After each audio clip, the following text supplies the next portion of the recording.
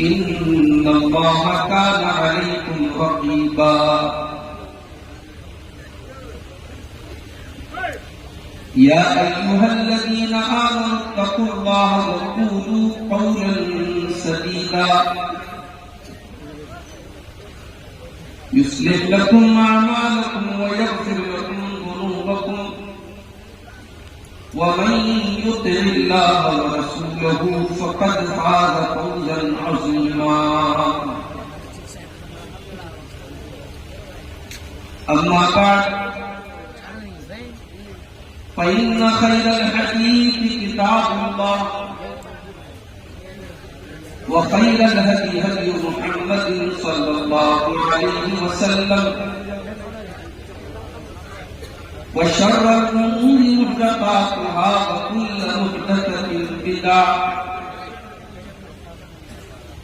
وكل بدعة ضلالة وكل ضلالة في النار.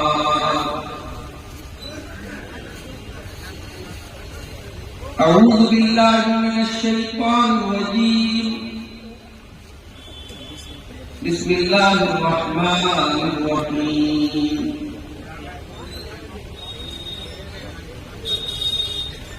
لا تجعل مع الله إلها آخر لا تجعل مع الله إلها آخر فتقعد مذموما مخذولا. وقضى ربك ألا تعبدوا إلا إياه وبالوالدين إحسانا إما يبلغن عندك الكبر أحدهما أو كلاهما فلا تقل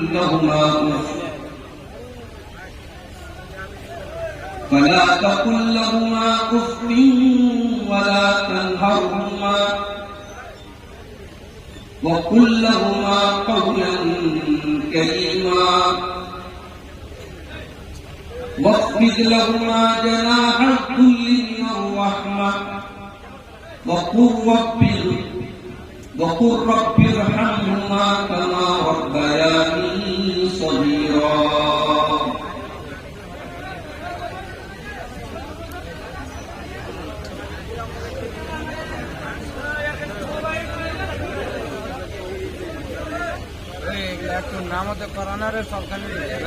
اپنی جنت کو اے نادان تو دوزخ نہ بنا. اپنی جنت کو اے نادان تو دوزخ نہ بنا. اپنے ماں باپ کا تو دل نہ دکھا میرے مالک میرے آقا میرے مولا نے کہا اپنے ماں باپ کا تو دل نہ دکھا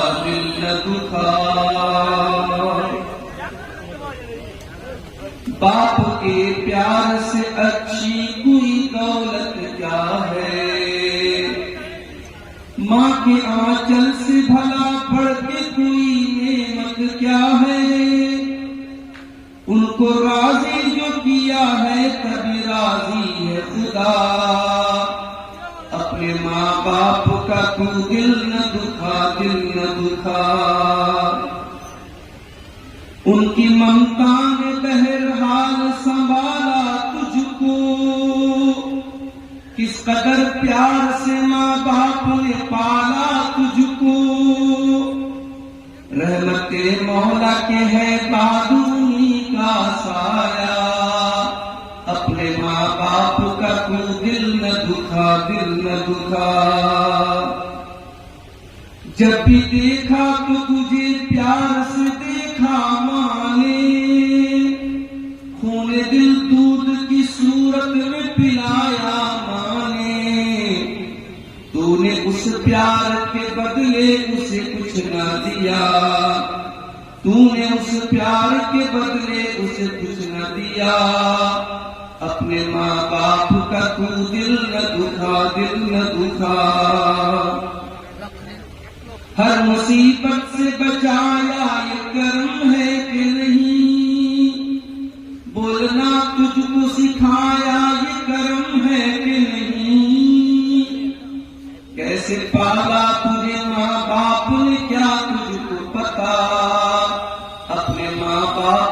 تو دل نہ دکھا، دل نہ دکھا۔ تجھ کو انسان بنایا، تجھے تعلیم بھی دی، کبھی دیکھی ہی نہیں ان کی محبت میں کمی۔ کیا دیا تو نے مگر ان کی محبت کا صلہ، کیا دیا تو نے مگر ان کی محبت کا صلہ۔ اپنے ماں باپ کا تو دل نہ دکھا، دل نہ دکھا۔ ان کی چاہت کی بدولت ہے کہانی تیری، ان کی قربانی کا صدقہ ہے جوانی تیری۔ اپنی آواز کو نادان تو پتھر نہ بنا، اپنی آواز کو نادان تو پتھر نہ بنا۔ اپنے ماں باپ کا تو دل نہ دکھا، دل نہ دکھا۔ دیکھ کر تیری جوانی کو یہ مسرور ہوئے، جو کیے فیصلے تو نے انہیں منظور ہوئے۔ تیری ہر بات پہ ماں باپ نے لبیک کہا، تیری ہر بات پہ ماں باپ نے لبیک کہا۔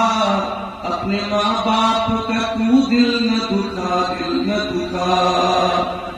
بوڑھے ماں باپ کو گھر سے جو نکالا تو نے، کر لیا اپنے مقدر کو بھی کالا تو نے۔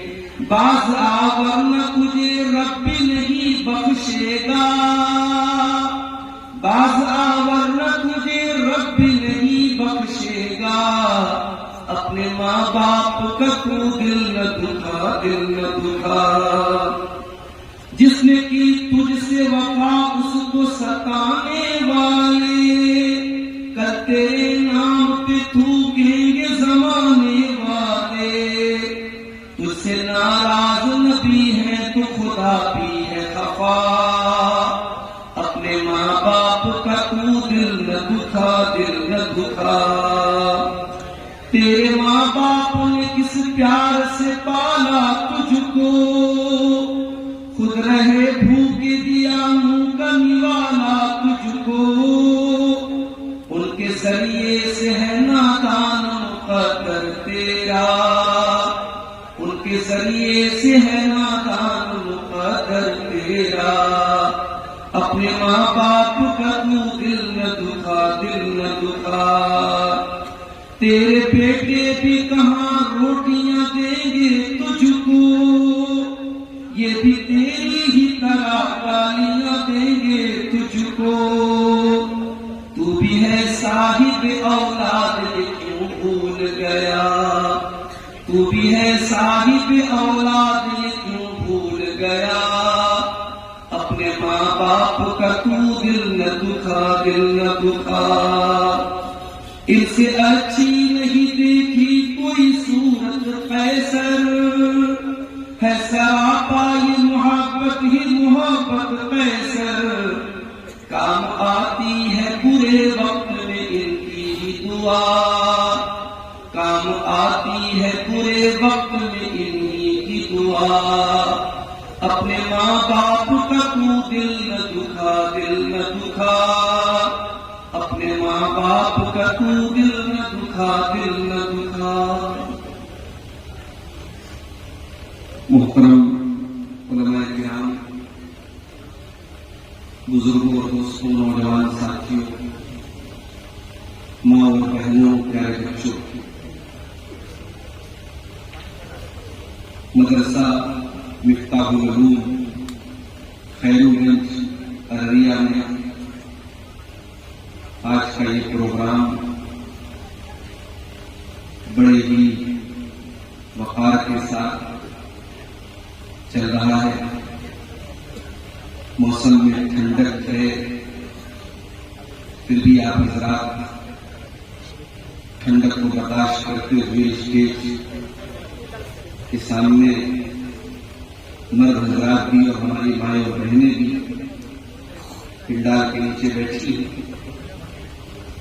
میں اس جذبے کی حوصلہ افزائی کرتا ہوں اور میں اللہ کرتا ہوں جس طریقے سے اللہ تعالیٰ نے ہمیں اور آپ کو یہاں کہنے کی اور سننے کی توفیق دی ہے، اللہ تعالیٰ ان باتوں پر ہم سب کو عمل کی بھی توفیق عطا فرمائے، آمین۔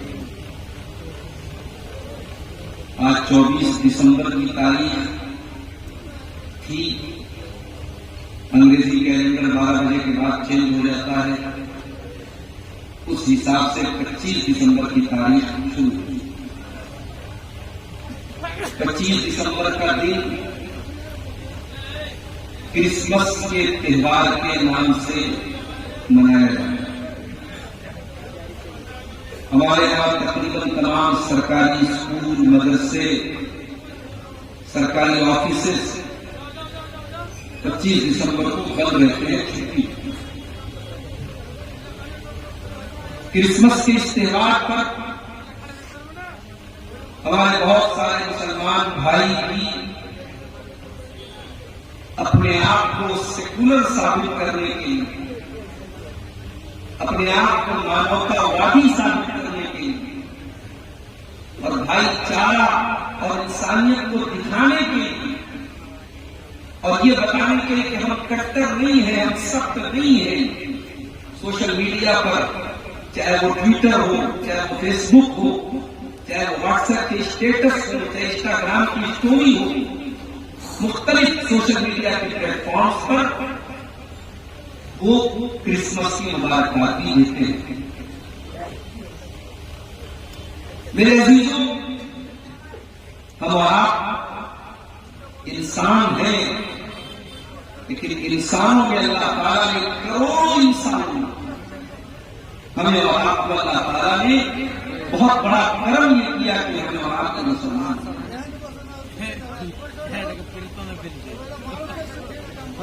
ہم مسلمان ہیں اور ہمارا اسلام ہم کو یہ بتاتا ہے کہ اللہ ایک ہے، نہ تو وہ کسی کا بیٹا ہے نہ اس کا کوئی بیٹا۔ قرآن کریم کی سب سے چھوٹی سورتوں میں سے ایک سورت ہے سورہ اخلاص، جو ہمارے بچے کو یاد ہے، اور جس سورت کے بارے میں اللہ کے نبی نے فرمایا کہ یہ سورت کریمہ 1/3 قرآن کے برابر ہے، 1/3 قرآن کے برابر ہے۔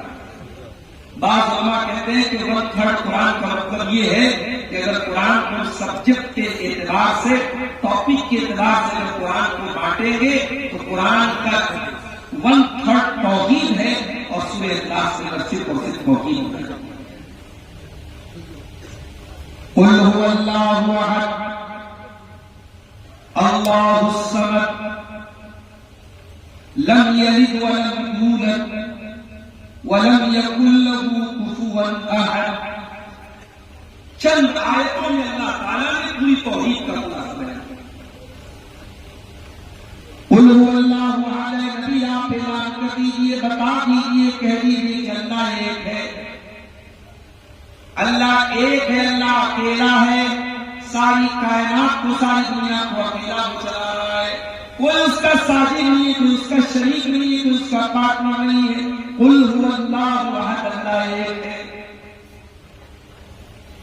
اللہ الصمد، اور وہ اللہ بے نیاز ہے، صمد ہے، سب کو اس کی ضرورت ہے، اس کو کسی کی ضرورت نہیں ہے، سب اس کے محتاج ہیں، وہ کسی کا محتاج نہیں ہے۔